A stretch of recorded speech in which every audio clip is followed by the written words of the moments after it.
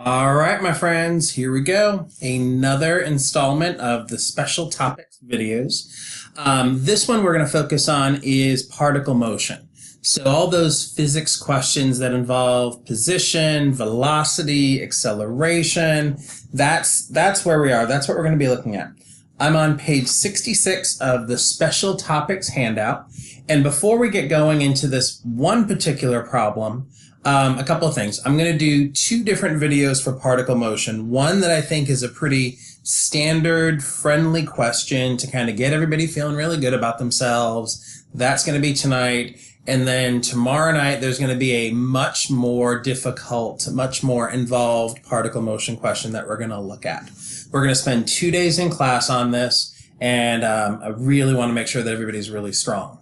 So before we get going, just a couple of things when it comes to particle motion. Sorry, Jackie, bad handwriting there. Okay. First of all, we're going to start with position, right? Position, location. This tells you where the particle is at, where the cat is, where the car is. But if I take the derivative, that's going to be a measure of how my position changes over time. Well, that's velocity. If I take another derivative, that's going to talk about how is my velocity changing over time, and that's acceleration. These are derivative relationships. So if I start with position and I say find how the position changes with respect to time, d dt, you get to velocity. If you find another derivative, the derivative of velocity with respect to t is going to be acceleration. Now, of course, that means if these derivative relationships are true, that your antiderivative relationships must be true. If you start with acceleration and you find the antiderivative, you'll get back to velocity. If you start with velocity and you take an antiderivative, you should get back to position. And now it's this part where things start to get a little bit tricky. There are going to be questions where I ask you to find the integral of the velocity from a place to a place, or from a time point to another time. Velocity is measuring how your position changes. So I like to think of this as how fast my position changes. The integral from time t equals a to t equals b is going to be the total change in position. Total change in position from t equals a to t equals b. The fancy physics word, though, for total change in position is your displacement. And again, this is displacement from t equals a to t equals b. That's not too bad. But then we have another expression. We often look at the integral from a to b of the absolute value of your velocity. Now what we're saying is the absolute value of velocity, well, a lot of you know that that's speed. If I integrate my speed function, then what you're going to get is your total distance traveled. Total distance traveled from t equals a to t equals b. So two very similar looking definite integrals. If you just integrate the velocity function, you get displacement. If you integrate the speed function, or the absolute value of the velocity function, that's going to be total distance traveled. Now the last one is sometimes I'm going to ask you for position. I'm going to say, what is the position of the particle at some particular time? And what you're going to need is you're going to need a starting point. And you're going to say the position of the particle at time b is equal to the position of the particle at time a plus how much the position changed from time t equals a to t equals b. This is going to get us position information. And you might say, wait a second, this seems familiar. The position at time b equals the position at time a plus the integral from a to b of v of t dt. What this is your fundamental theorem of calculus, or the FTC. Okay, those are some of the big ideas that you're going to need to have handy as we go into these next 2 nights worth of problems. If you are not comfortable with all of these things, I would turn them into flashcards. Make sure you're quizzing yourself on a regular basis. Get a friend to help you study. And that's enough on that. Okay, so just set this aside, but keep it handy. All right, so the question that we're going to look at tonight comes from the 2009 AP exam. This was Form B, so this is the international exam, I believe. And this is question 6. So this is the last question on the test, and the question is calculator inactive. That last question on the test tends to be a place where the College Board tries to throw some curveballs at you to see what you can do. All right, so here we go. We've got the velocity of a particle moving along the x-axis is modeled by a differentiable function. That might be important. Let me draw my attention to that. The derivative exists. Where the position is measured in meters, units are always important, and time is measured in seconds. Selected values of v of t are given in the table above. The position, the particle is at position x equals 7 meters when time t equals 0. That's my initial condition. So what do I know right now? I know that V is differentiable, which also means continuous. That means the IVT, the EVT, the MVT, all the theorems are going to work here. The position function is measured in meters. I probably shouldn't say equals meters, but we're measuring in meters. Time is being measured in seconds, and we have the initial position of the particle. The position at time 0 is 7. So just some quick facts that we need here. Okay. Part A, estimate the acceleration. Estimate the acceleration of the particle at time t equals 36. Show the computations that lead to your answer. Okay. Well, I want the acceleration at time 36. How am I going to get the acceleration?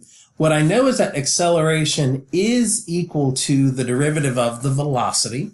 That's true. We talked about that a bit ago. But I don't have a function. I don't have an equation. I don't have a graph. What I have is a data table. And we've done this so often at this point, I hope everybody knows what we're going to do. To find an estimate for the derivative of the velocity at 36, what you're going to do is you're going to find the 2 points in the table that are closest to 36. Here we go, 32 and 40. And you're going to find the velocity at time 40 minus the velocity at time 32 divided by 40 minus 32. What is this? This is slope. V prime is slope of tangent line. But since I don't have an equation, I'm going to approximate with slope of secant line. The velocity at time 40 is 7. The velocity at time 32 is -4. Divided by 40 minus 32. You probably know we can stop right here and leave it, but I'm going to simplify. 7 minus -4 is 11. 40 minus 32 is 8. 11 over 8 is the numerical value. Now talk to me about units. How are we measuring the velocity? The velocity is in meters per second. How am I measuring the denominator? That's time. That's going to be seconds. So 11 over 8 meters per second, or of course for all the physics friends, meters per second squared. 1 point for the numerical answer, 1 point for the units, for a grand total of 2 points. Now, one thing I want to make super clear for everybody watching this video, when you are approximating the slope of a tangent line, you must show this guy over here. This is called the difference quotient. You actually have to make sure that you show somewhere on your paper you're doing a slope calculation. Don't do it up here in the table. Do it down here on the paper where people are looking. Okay, let's keep going. Part B says, using correct units, explain the meaning of the integral from 20 to 40 of v of t dt in the context of the problem. Then, using a trapezoidal sum with 3 subintervals indicated by the data in the table, approximate the integral from 20 to 40 v of t dt. Okay, so I need to explain what the integral from 20 to 40 of v of t dt is. Now stop and think for a second. Is this position? No. Is this displacement? Or is it total distance traveled? When you integrate velocity, velocity is how fast your position changes. So this integral represents how much the position has changed. Or said another way, this is the displacement. Mention your time interval from t equals 20 to t equals 40 seconds. How are we measuring displacement? Well, if you're not sure, v of t is meters per second. Time is being measured in seconds. Those units cross out. We're measuring in meters. Hi world! It's me, Okay, out of the way. Kaylin. Yep, you gotta go. Bye! I'm gonna show my face. Nope. Why? Okay, because it's a funny looking face. How All right. dare you? All right, so we've got the displacement from t equals 20 to t equals 40 seconds measured in meters. Great. That gets you a point. Now, because I was so rudely interrupted, I need to go back and remind myself, what is it that we're trying to do? Hey. We're trying to find this displacement, an approximation for the displacement from t equals 20 to t equals 40. So we're on this interval over here, and we're going to use the trapezoid method. I'm going from 20 to 40 using trapezoids. Now, I want to be careful here, because if you're not doing this correctly, you're going to blow it. What we've got are, we don't have equal intervals or intervals of equal width. We know the velocity at time 20. We know the velocity at time 25. We know the velocity at time 32, and we know the velocity at time 40. We're going to have to use those velocity values to approximate this using the trapezoid rule. Now, if I draw the first one, the velocity would be 20, negative 10. The next one is 25, negative 8. Here's your trapezoid.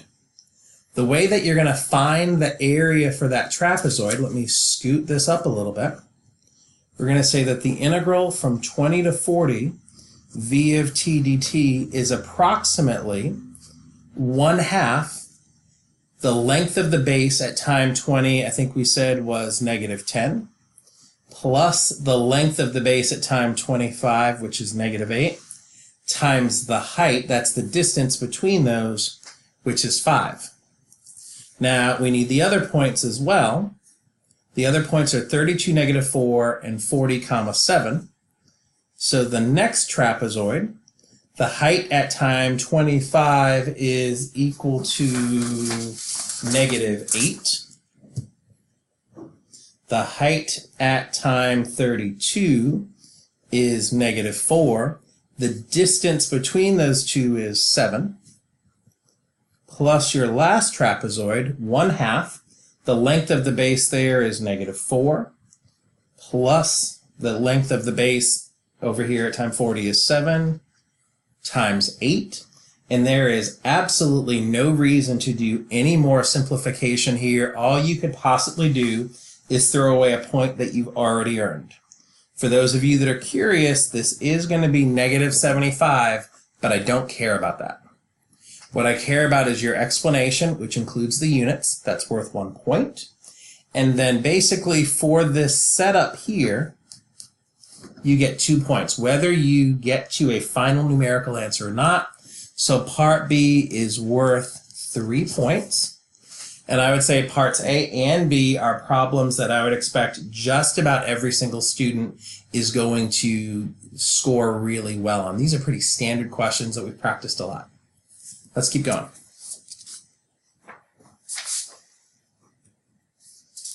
Okay.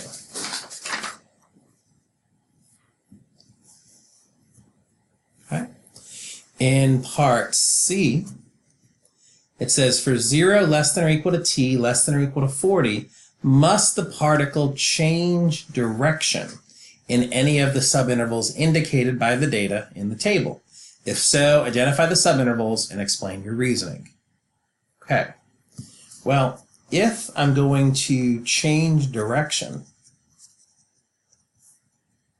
what has to happen is that my velocity has to make a change from positive to negative, or my velocity has to make a change from negative to positive.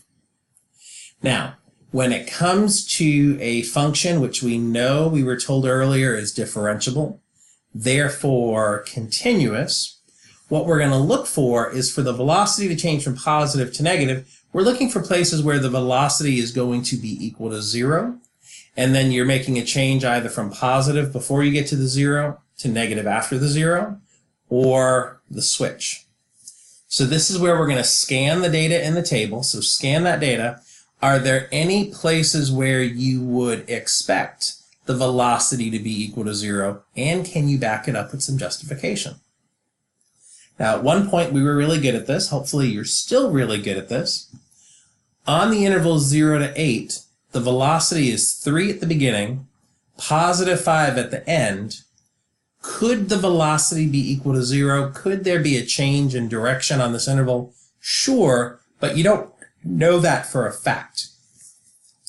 However, if I look on this interval 8 to 20, the velocity is positive 5 at the beginning and negative 10 at the end of the interval.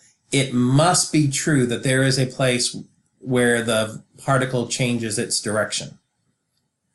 If I continue scanning, you're going to see that happen again on this interval containing time t equals 32 and time t equals 40. What I'd want to see for a write-up is this. Since your velocity is differentiable and therefore continuous, the IVT, the intermediate value theorem, applies. On the interval that we're interested in, 8 to 20, the velocity at time 8 is 5.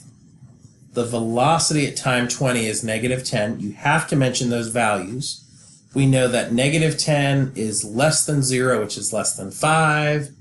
This means that v of t equals 0 at least once on the interval 0, 20. You can take a moment and apply that same reasoning, but on that other interval. The velocity at time 32 is negative 4. The velocity at time 40 is 7. Now, don't tell a lie here. 0, the velocity I'm interested in, is in between negative 4 and 7. So that means that your velocity equals 0 at least once on the interval 32, 40.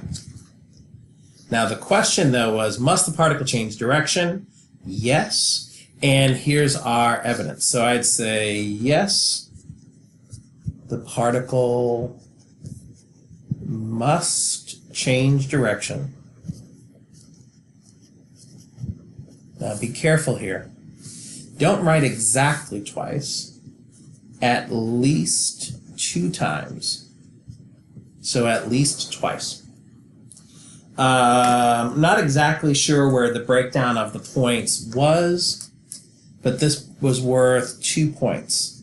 My guess is that they would say you would, for identifying the correct intervals, you get 1 point.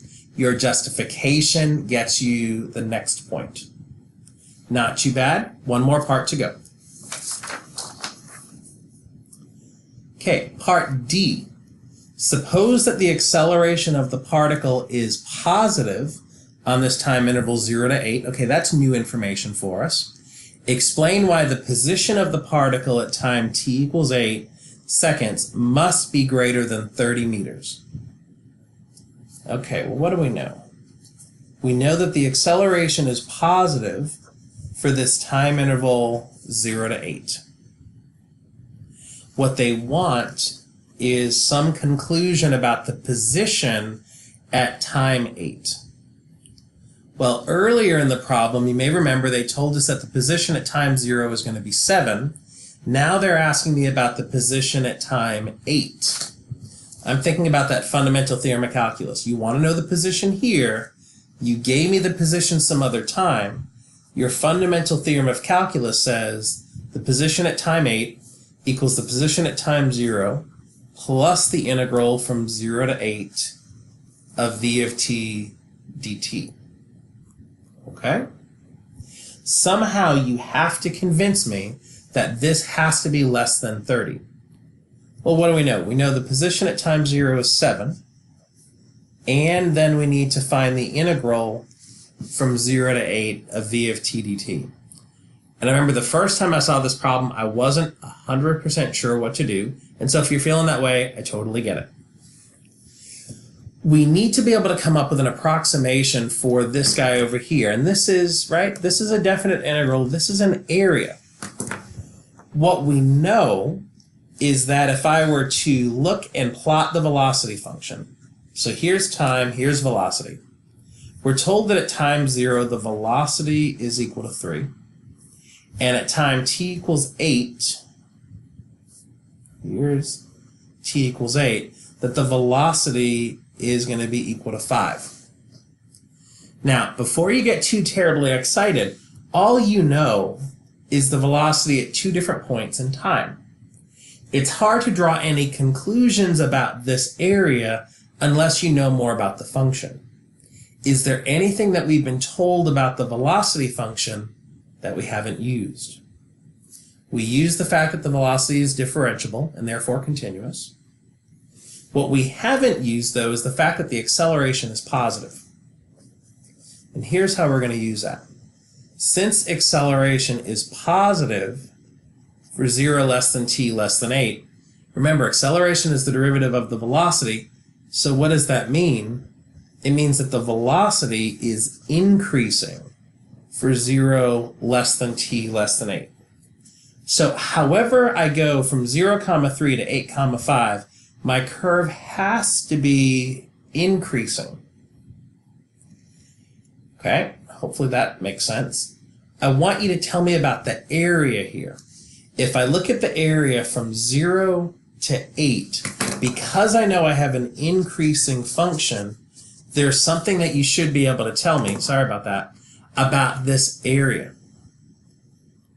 And the key is this. The integral from 0 to 8 of v of t dt, because v is an increasing function, the lowest point is over here at 0, 3.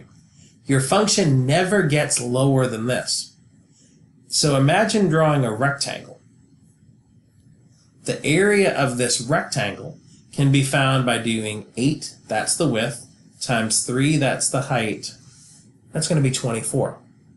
What has to be true about the area then is that the area has to be greater than 24. If this value here, if this integral is greater than 24, then what we know is that the position at time 8, which we said is going to be 7 plus your integral from 0 to 8, well, that must be greater than 7 plus 24, which is 31. Therefore, position, what the heck just happened there, at t equals 8 is greater than 30. This was also worth 2 points. You were awarded 1 point for being able to correctly justify why the area under the velocity curve was greater than 24. And then the second point came from this connection that acceleration is positive means velocity is going to be increasing. This was a 2-point question. I've not seen the College Board ask a question like this very often. This is just one of the ways that they're going to push your thinking a little bit more. Congratulations, you survived. We'll talk about this more in class tomorrow, and in a little bit, once I've posted this video, I'll film the second question, which is definitely going to be more challenging.